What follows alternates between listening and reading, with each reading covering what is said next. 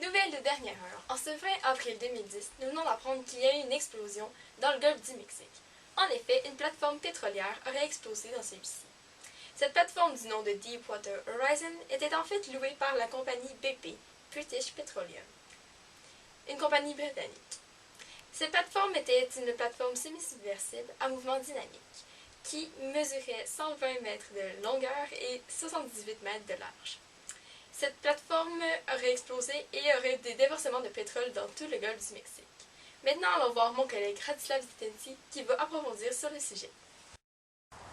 Le Tchernobyl du pétrole qu'on appelle cet accident. Plusieurs fuites qui sont survenues à environ 1500 mètres de profondeur. On estime que la nappe va atteindre début juin environ 24 000 km² et avec une profondeur de 600 mètres carrés. Environ 11,1 millions de litres par jour de pétrole déversés dans notre océan. Au total, ça va environ arriver à 780 millions de litres de pétrole dans notre océan. Ce qui est énorme. 130 personnes sur le lieu de l'accident, avec 11 morts.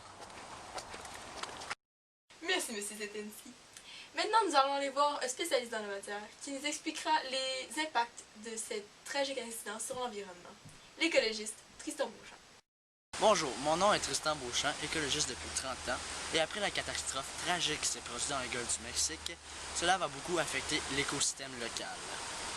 Le déversement de pétrole va également menacer plus de 400 espèces, dont la baleine, les dauphins, les lamantins et plusieurs d'autres mammifères marins, et aussi plusieurs sortes d'oiseaux. Les côtes cubaines et les îles de l'Atlantique seront les zones les plus touchées car c'est les zones les plus proches du déversement de pétrole et cela va beaucoup les affecter et va être très néfaste.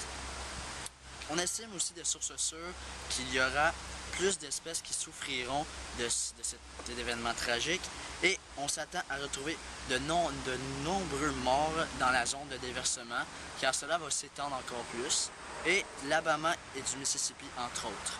Et aussi quand ils vont brûler le pétrole pour faire disparaître le pétrole sur l'eau, cela va beaucoup créer de CO2, ce qui va être très néfaste pour la couche d'ozone.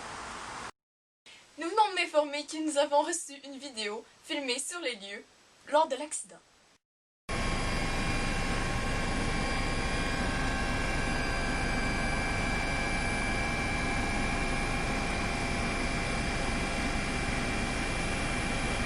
Pour clore le sujet, les experts estiment qu'il faudra au moins 6 mois pour réellement calmater les fuites. Également, ils prédisent qu'il faudra des décennies aux régions entourant l'incident pour retrouver un semblant de ce qu'elles étaient avant.